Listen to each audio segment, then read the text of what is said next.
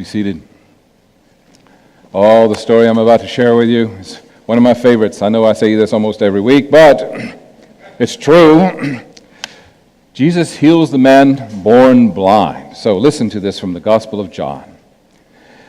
As he went along, he saw a man blind from birth. His disciples asked him, "Rabbi, who sinned, this man or his parents, that he was born blind?" "Neither this man nor his parents sinned," said Jesus. "But this happened so that the works of God might be displayed in him. As long as it is day, we must do the works of him who sent me. Night is coming when no one can work. While I am in the world, I am the light of the world." After saying this, he spit on the ground and made some mud with saliva and put it on the man's eyes. "Go," he told him, "wash in the pool of Siloam." The word means sent. So the man went and washed and came home seeing. His neighbors and those who had formerly seen him begging asked, "Isn't this the man who used to sit and beg?" Some claimed that he was. Others said, "No, it only looks like him." But he himself insisted, "I am the man." "How then were your eyes opened?" they asked. He replied, "The man they called Jesus made some mud and put it on my eyes. He told me to go to Siloam and wash. So I went and I washed, and then I could see." "Where is this man?" they asked him. "I don't know," he said. They brought him to the Pharisees, the man who had been blind. Now, the day in which Jesus had made the mud and opened the man's eyes was a Sabbath. Therefore, the Pharisees who asked him how he had received his sight, "He put mud on my eyes," the man replied, "and I washed, and now I see." The Pharisee said, "This man is not from God, for he does not keep the Sabbath." But others asked, "How can a sinner perform such signs?" So they were divided. Then they turned again to the blind man. "What have you to say about him? It was your eyes he opened." He replied, "He is a prophet." They still did not believe that he had been blind and had received his sight until they sent for the man's parents. "Is this your son?" they asked. "Is this the one you say was born blind? How is it that he can see?" "We know he is our son," the parents answered. "We know he was born blind. But how can he see now? Or who opened his eyes? We don't know. Ask him. He is of age. He will speak for himself." His parents said this because they were afraid of the Jewish leaders, who had already decided that anyone who acknowledged that Jesus was the Messiah would be put out of the synagogue. That is why his parents said, "He is of age. Ask him." A second time they summoned the man who had been blind. "Give glory to God by telling the truth," they said. "We know this man is a sinner." He replied, "Whether he is a sinner or not, I do not know. One thing I do know, I was blind, but now I see." Then they asked him, "What did he do to you? How did he open your eyes?" He answered them, "I told you already, and you did not listen. Why do you want to hear it again? Do you want to become his disciples too?" Then they hurled insults at him and said, "You are this fellow's disciple.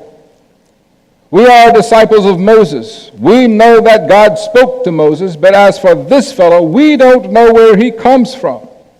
The man answered, "Now that is remarkable. You don't know where he comes from, yet he opened my eyes. We know that God does not listen to sinners. He listens to the godly person who does his will.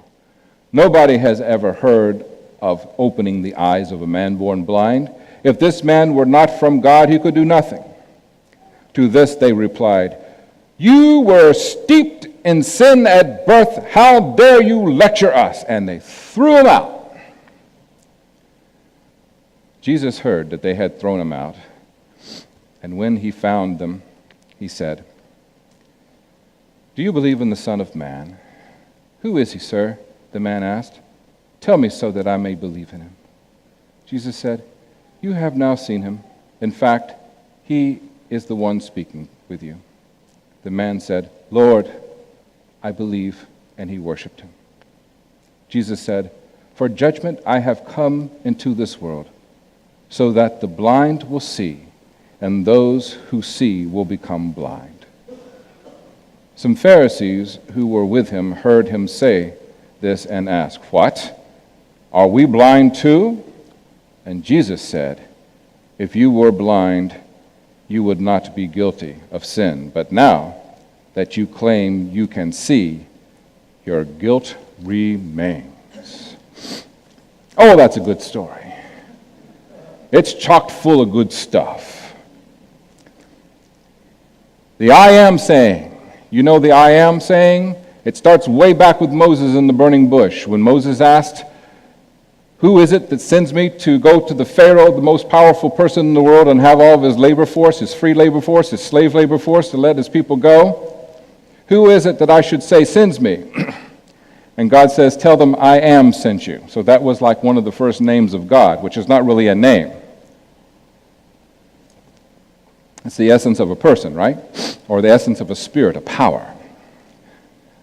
Jesus says, "I am the light of the world."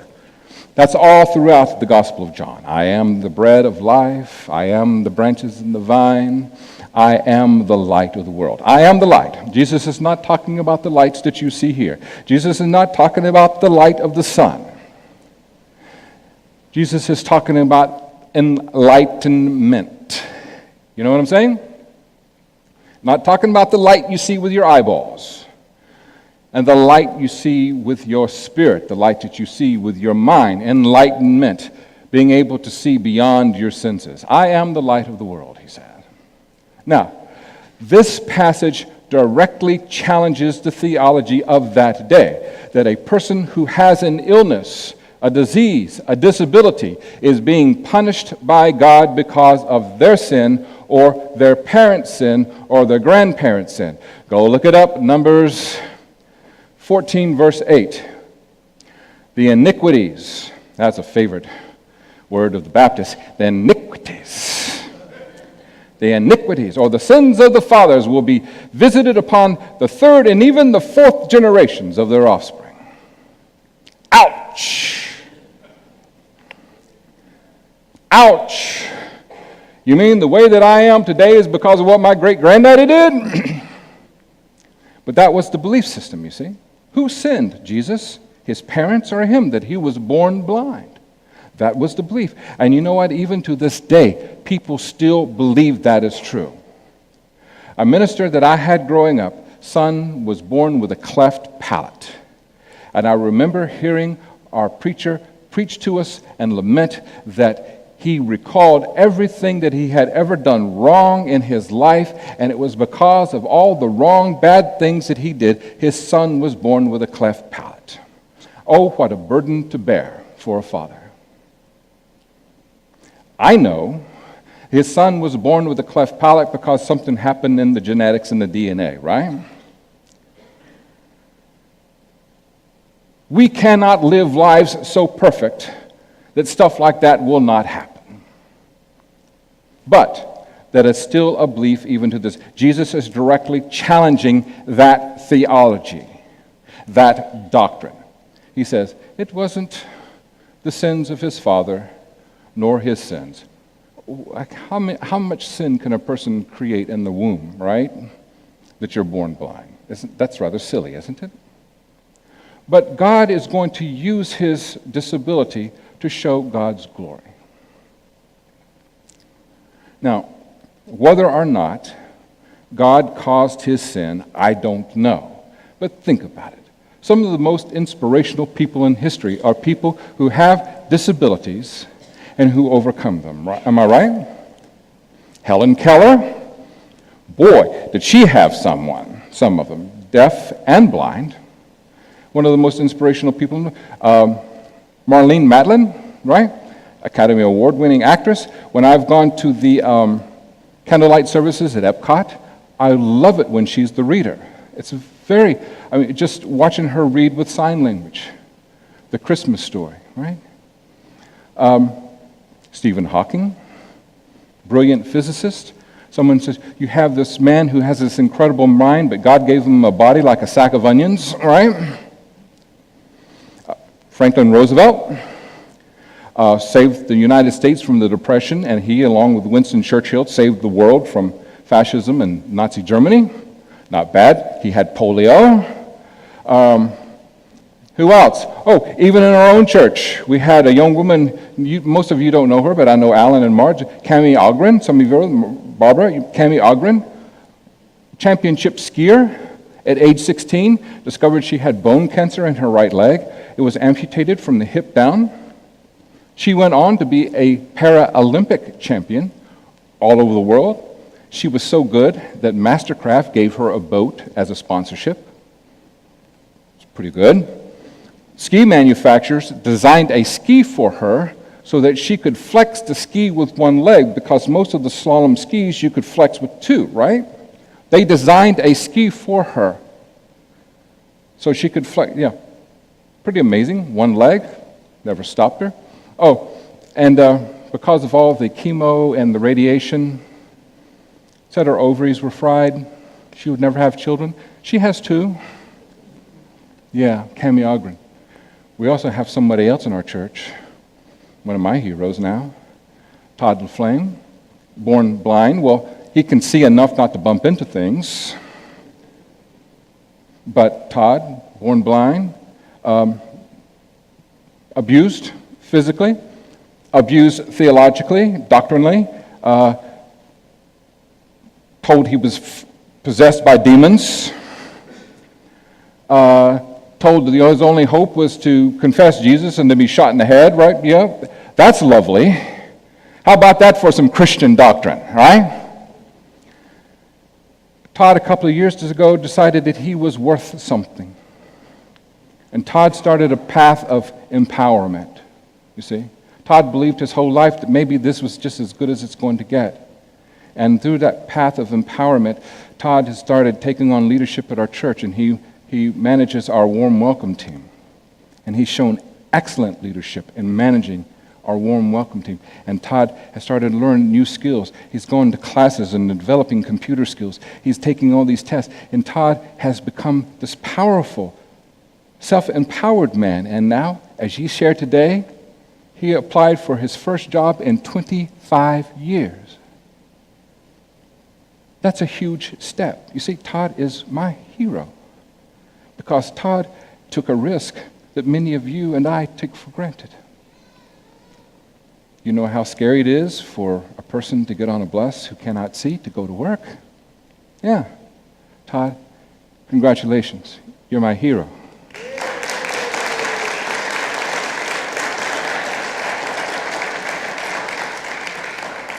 You see, Todd could look at his life as a victim. He could look at his life as and believe the bad religion and the bad doctrine thrust upon him, that he is somehow cursed by God. But no, he decided to take the course of Jesus, saying, no, my life somehow is going to manifest the glory of God. You see how it is?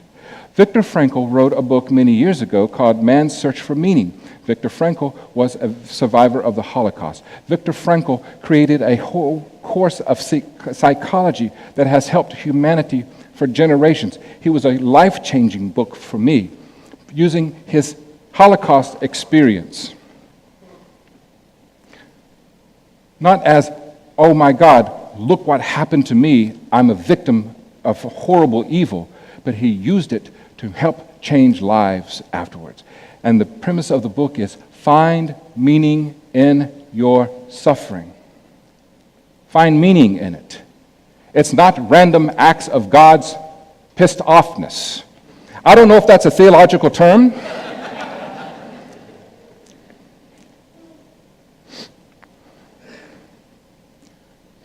I'm thinking I might trademark it and make it one. Look, I am tired of religious people for generations taking the God that this wonderful human being portrayed so powerfully in the Gospels and proclaiming this God just randomly just goes around smoting and smashing and just creating hardship on human beings because God somehow is angry with something that you did. No, it's got to stop. Thank you, Todd. And that's what this passage is saying. Now, look what happens. Look what happens when the glory of God and enlightenment meets bad theology and bad religion. This man is born blind. The belief during the first century was this: if a person had eyesight and then went blind and regained sight, those miracles happened. Jesus wasn't the only one to do those kinds of miracles. People did that.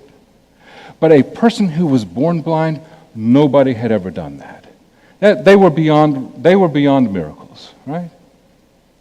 The fact that Jesus performed this miracle, this was a whole new level of miracle making. And this guy, when his eyes were open, the first miracle was this. Not just he got eyesight. Did you catch it in the story? Hey, isn't that the blind beggar guy? Yeah, I think it is. How can he see? I don't know. Isn't that the blind beggar guy? Yeah, I think so. Yeah, he can see. I think it just looks like the blind beggar guy. What does he say? I am the man. I am. Remember I said that at the very beginning? The man. I wonder if that was the first time he ever said that about himself. I bet his whole life he was the blind kid. I bet his whole life he's the blind guy. I bet his whole life he's just that guy in the way. I bet his whole life is, oh, you again. I bet his whole life, oh yeah, just give the guy some money. I bet his whole life, oh yeah, help him out. And even on that particular day, he was there minding his business, collecting alms, trying to collect whatever he could to sustain himself one more day, and some people were using him as a theological lesson. Some guy spits in the mud and puts mud on his eyes. Right? The first miracle is, I am the man. He's a man. And the I am, first time I've ever seen it in that lesson. I've preached this 1,000,000 times. I am. He recognized the I am. Any of you have ever been so belittled your whole life? Any of you have ever been told your whole life that you're lesser than? Somehow because of who you are, God could not love you. God could not like you. Any of you have ever had someone in your family because of their sickness or their illness or their orientation or whatever about them that somehow they are lesser than? To be able to discover the I am within you? I am the man. It's the first miracle that happens. Okay, so there's a lot of buzz going around.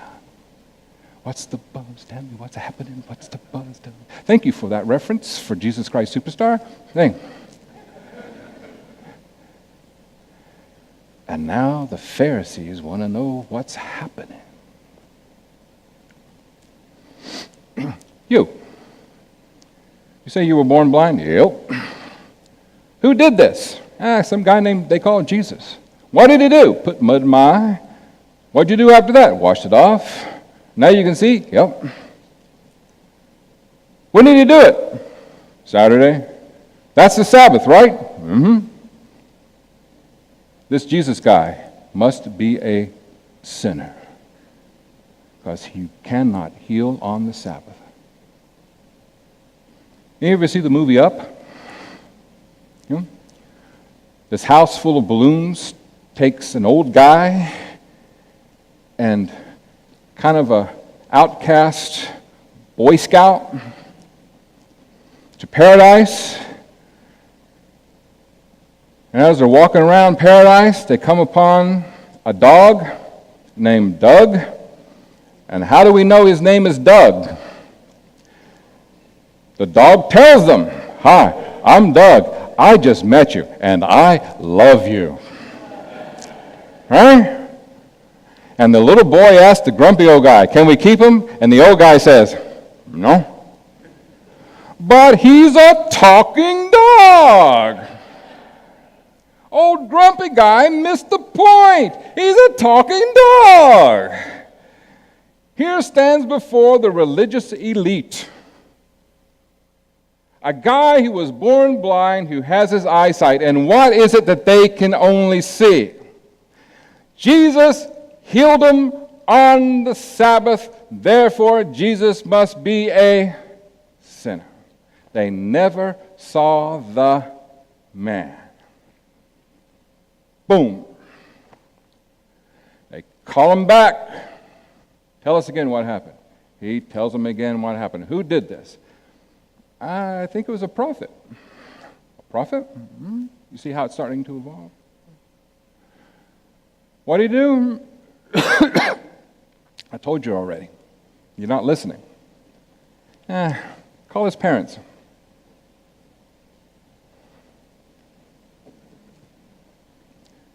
Is this your boy? No. Sure? Yeah, that's it. Is he born blind? Yeah. That's him. Who did this for him? Ask him. He's of age.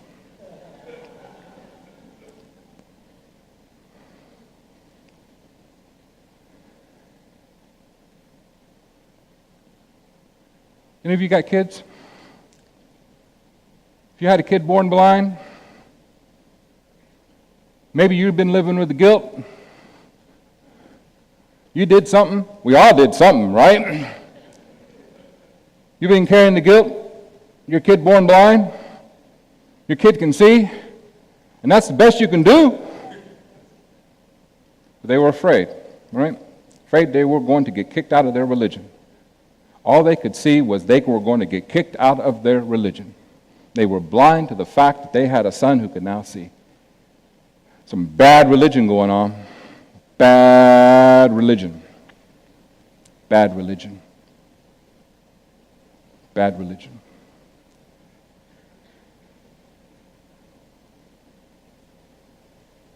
Who did this? Why, you want to be one of his disciples too? We're disciples of Moses. We know where Moses came from. We don't know where he came from. You don't know where he came from? Seriously? You don't know where he... We all know that God doesn't listen to sinners.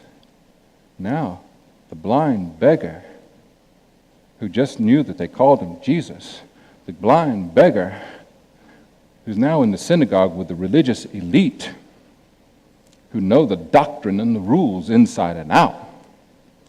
The blind beggar the man who is now able to see, not just physically, but now he's seeing spiritually, becomes the teacher. Wow. I am a man who can see, becomes the teacher, you see. We know that God doesn't listen to sinners. We also know no one opens the eyes of people who've been born blind. Now he's using logic, isn't he? He's following a logical sequence. Maybe he was a blind beggar, but maybe he wasn't an idiot. You see, we take for granted people who are disabled are stupid, don't we? Maybe all those years he's been sitting and begging for alms, maybe he's been also sitting and thinking and listening. We know that God doesn't listen to sinners. We also know that no one has ever opened the eyes of the blind. Therefore, the man who opened my eyes and did this incredible miracle must have been a man who was in the will of God. Therefore, this man must be of God. That's a damn good argument. And now the religious elite Rather than opening in debate because they know that they've been had, what do? They deflect, or as we call it today, they pivot. And then they act ugly. Who are you, who was born in utter sin? You dare to lecture us? And they throw him out. Why did they throw him out? This is why. I believe it is, anyway. This is why. I have to wet my whistle for this because this is good. Can't do this with dry mouth. This is why. Because at that moment, at that crossroad, see, this man who was enlightened, this man who could see beyond the five senses, but could see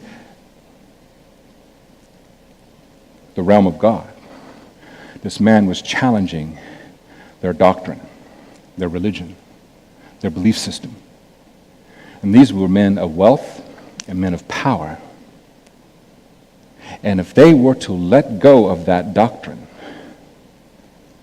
that somehow God could allow a man like Jesus to heal on the Sabbath, that would challenge everything. Because you see, their belief was this: God wrote the law. God in the law says you do not work on the Sabbath. Jesus worked on the Sabbath by healing this man. Therefore, Jesus is a sinner, and Jesus could not perform this task and be a man of God. That's the law. Yet Jesus healed this man on the Sabbath, and it challenges their whole religious system. So rather than changing or reflecting or expanding their religious system and their doctrine, they choose to close their minds, become blind to this new reality, and cast him out. Does that sound familiar? Don't think that it's not happening today. I went online. It's a wonderful thing, to Bob Jones University, to the Creationist Museum. I clicked on exhibit. It said, "Welcome to the dawn of history, starting 6,000 years ago."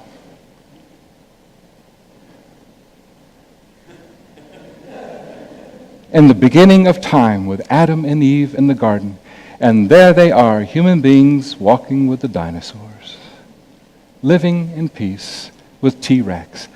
I don't think so.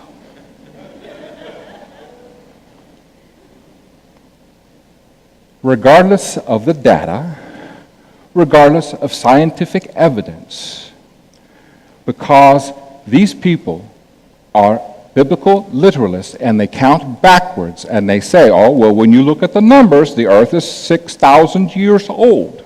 You know that Cecil Martin has antiquities almost 6,000 years old? I'm not talking about Patsy. She's much younger than that. Oh, better boom, boom. I'll pay for it later, but that was worth it, I think.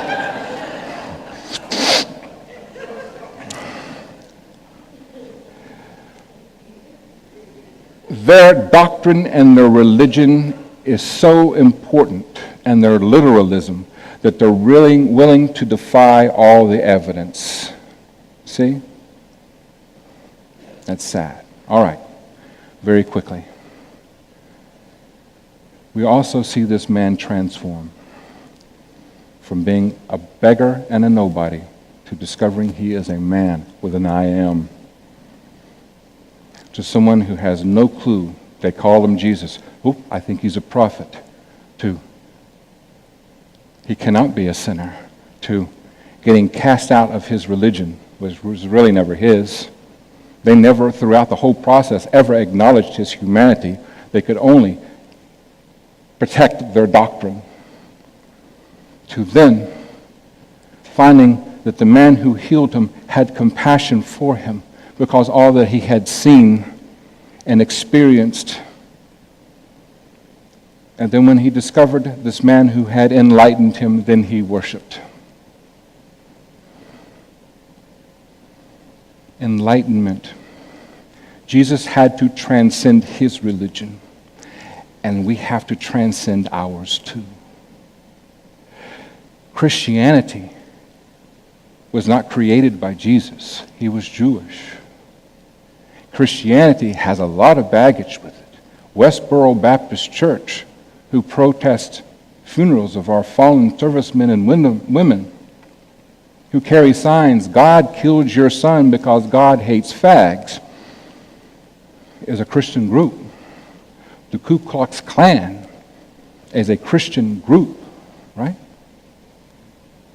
There are many Christian groups who have doctrines and religions stating who God can love and who God cannot love, in defiance of what's in the Gospels. What Jesus challenges us to do is to transcend the religion that we are born into and to be enlightened. And in that enlightenment, we may get thrown out. And that's all right with me. Because sometimes when you throw out, you find a group of people like you. I've never been loved so beautifully in my whole life as I have been by you.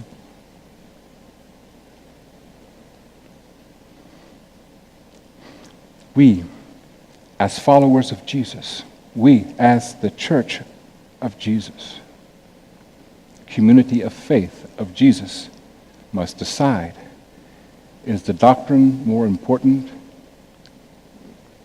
than recognizing the humanity? What's more important? Seeing the miracles and loving the miracles, teaching and nurturing the miracles, or sticking to the rules? Seeing people with disabilities and empowering them to overcome the miracles, helping them to transcend them, seeing people wounded by bad theology and bad religion and nurturing them back to health, to see them fly and to soar and to rise above it. Yeah. I like that job. Because I believe that when we do that, we become more like the Christ who called and saved us. And we are people who not only see the light, but live in the light and become the light. Thus ends the lesson. Let us pray.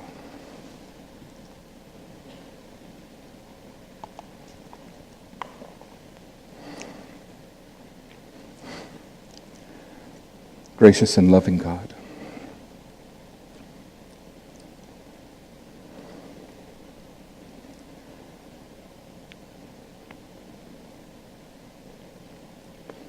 you've created a community of beautiful minds and beautiful souls.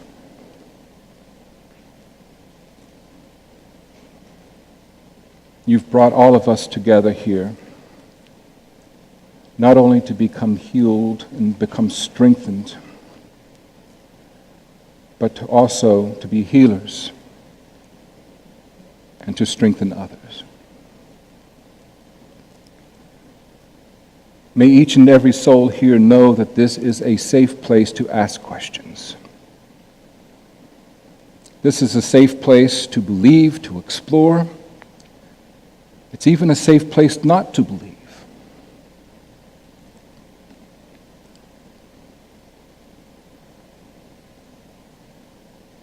Regardless of who we are and what we do, where we've been, what we've done, we know that when we come to this house, we will be embraced and we will be loved. And I cannot think of anything that is more Jesus than that.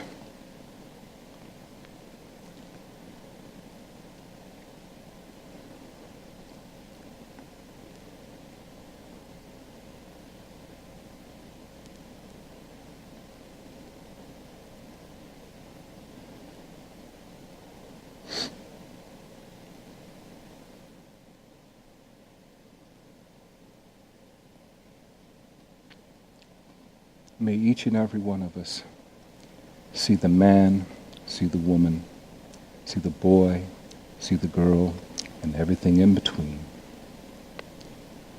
and celebrate the I am in each of us.